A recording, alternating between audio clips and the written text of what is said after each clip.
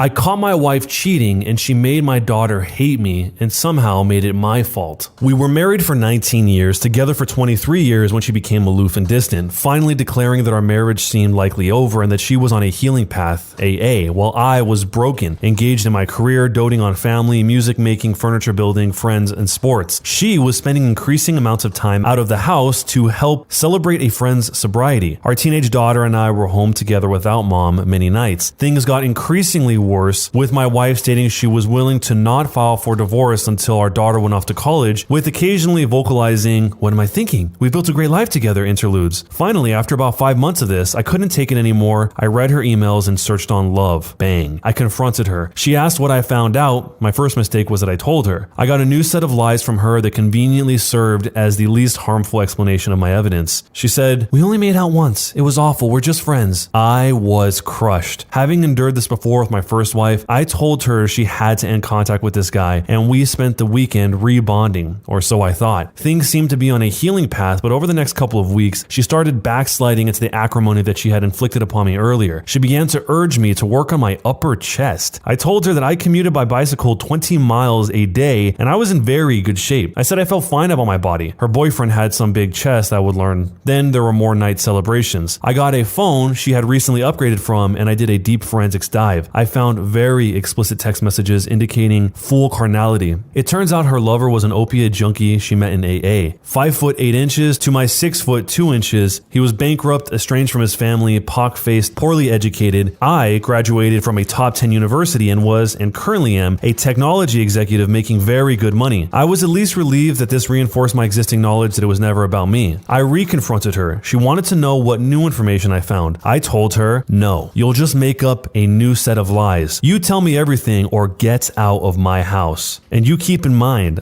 I already know more than you can imagine. It all came spilling out in ugly waves. All of the moves when they did the deed, as one is driven into self-destruction. I insisted she write it all out in detail. I confronted her junkie boyfriend at the third-rate hotel he worked in. I blew that up. His hotel chain transferred him after I confronted him in the lobby.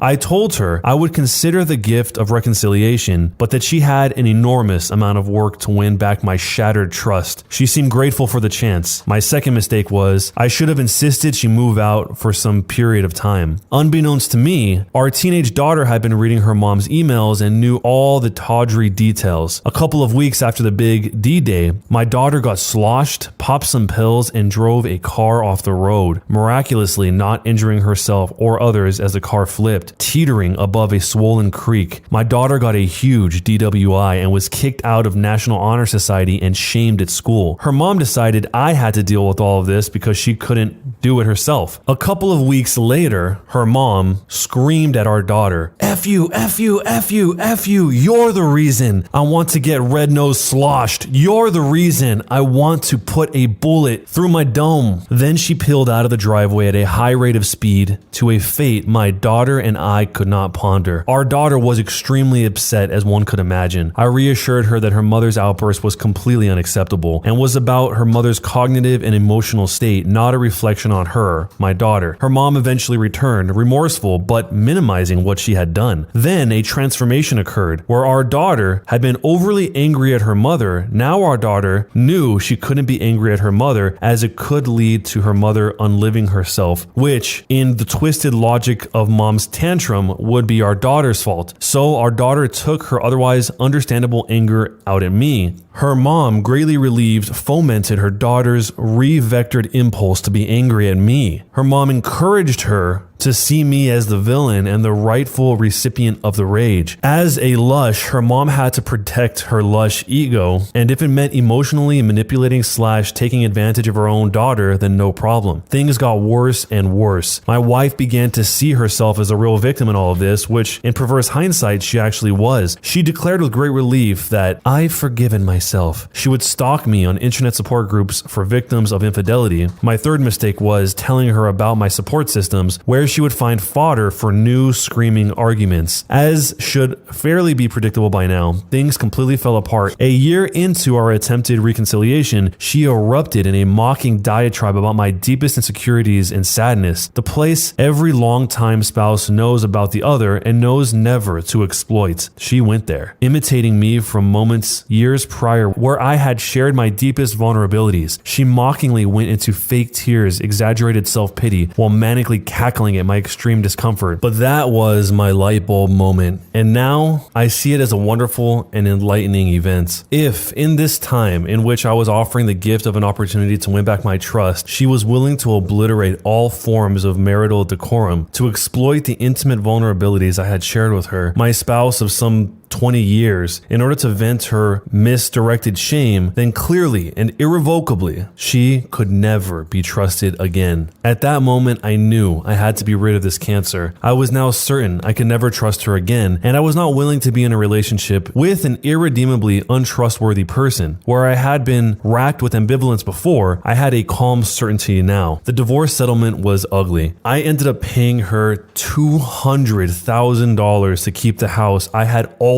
paid for and keep my pension that I had worked 20 years for. Even though she worked and made a good salary, I had paid all the household bills, mortgage, car payments, taxes, insurance, food, etc. for the entire marriage. I'm not sure where all her money went over the years, but likely to her junkie boyfriend. Who knows? The saving grace was the house appraiser she and her attorney insisted on ended up lowballing the value of the house by several $100,000. That saved me from real financial ruin, and I got to keep my dream house, a custom-made high-end home perched on a ridge on 3 wooded acres high above a beautiful, environmentally preserved river. It's not a huge home, but has a detached recording studio for my music, a woodworking shop, and is the calmest place I've ever been. 4 years later, things are much better for my daughter and me. Our relationship is strong again. Although her scars are still vicious and deep, she got into a very competitive college in New York City where she's about to graduate. She tells me how much she appreciates that I never badmouth her mom, around her at least, while telling me how stressful it is when her mom curses me and speaks disparagingly about me openly and to anyone who will listen. Now my ex refers to her affair as my cry for help and blames me for not seeing it as such. As she tells her remaining friends, I just slept with this guy a few times and the OP